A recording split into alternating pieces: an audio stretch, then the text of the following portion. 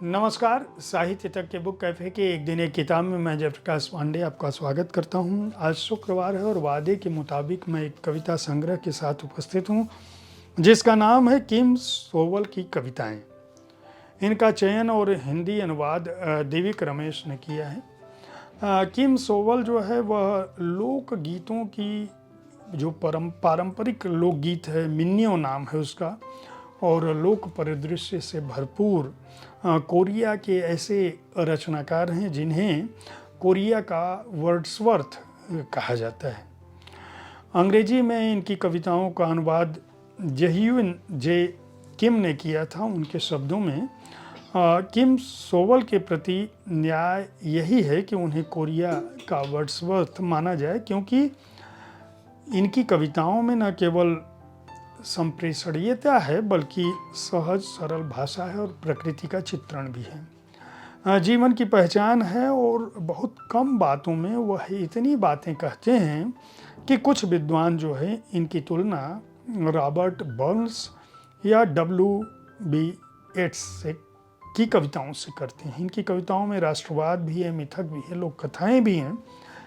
केवल 32 वर्ष की उम्र में कोरिया का यह सबसे लोकप्रिय कवि किम सोवल गहरी उदासी, दुख, आक्रोश, उदासीनता, आत्मतिरस्कार, अलगाव और अनुपस्थिति जैसी कविताओं के साथ चला गया, जो आज भी कोरियाई साहित्य की बड़ी धरोहर के रूप में माना जाता है। देविक रमेश जो है हिंदी के चर्चित कवि, बाल साहित्यकार, अनुवादक, चिंतक हैं। उन्होंने शोध और स्नातकोत्तर दोनों हिंदी से किया। 2011 तक मोतीलाल नेहरू महाविद्यालय, जो दिल्ली विश्वविद्यालय का महत्वपूर्ण विद्यालय है, उसके प्राचार्य पद से सेवानिवृत्त हुए। 14 कविता संग्रह, काव्य, नाटक, खंड खंड अग्नि, बाल साहित्य की लगभग 50 से अधिक पुस्तकें आ चुकी हैं।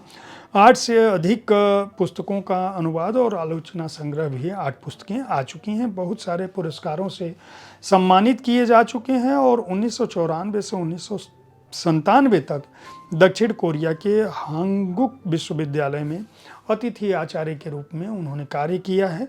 और इन कविताओं के बारे में उन्होंने एक लंबी भूमिका लिखी है। भूमिका अंग्रेजी और हिंदी दोनों में है।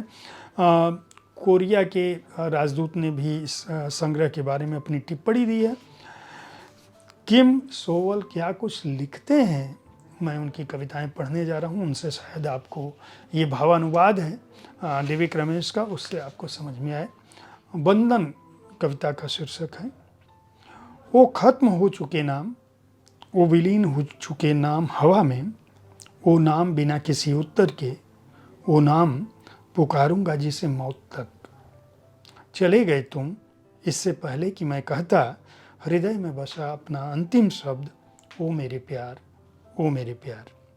पश्चिमी चोटियों पर टंगा है रক্তিम सूर्य, यहाँ तक कि शोक में डूबा हुआ एक झुंड मृगों का पुकारता हूँ तुम्हारा नाम, खड़ा अकेला एक पहाड़ी पर।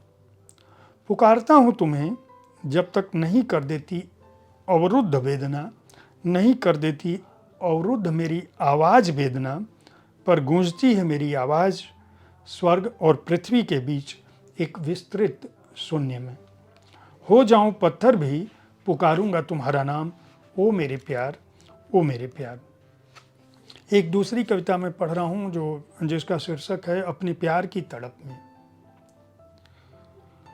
प्यारी और मासूम तुम्हारी आत्मा को बजाय तुम्हारे नाजुक और गुलाबी होठों के चूमता हूँ अपने उत्तप्त होठों से, और मेरे जीवन की जोरदार लय धड़केगी अंतहीन तुम्हारे नन्हे से दिल में।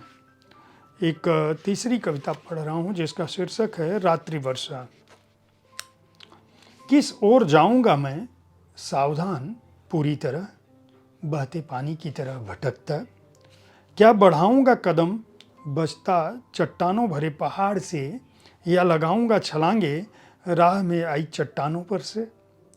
और कोई रास्ता मेरी नहीं मेरी सूझ में, और कोई रास्ता नहीं मेरी सूझ में, केवल दुख लदा है मेरे दिल पर, शायद रात्रि वर्षा हो मेरी तरह भटकती अंतहीन।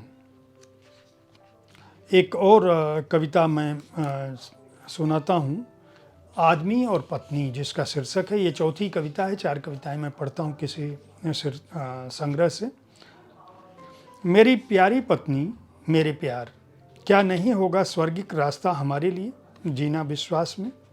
क्या जरूरी है खड़ा करना विवाद पक्ष या विपक्ष में? अजीब और रहस्यमयी है दिमाग मनुष्य का, नहीं कह सकती क्या कि सच है यह अथवा झूठ।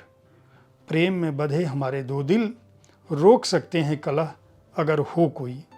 40 या 10 या कम है हमारे विवाह का समय फैलाओ। वह कौन सी गांठ प्यार की रहती है जो हमेशा?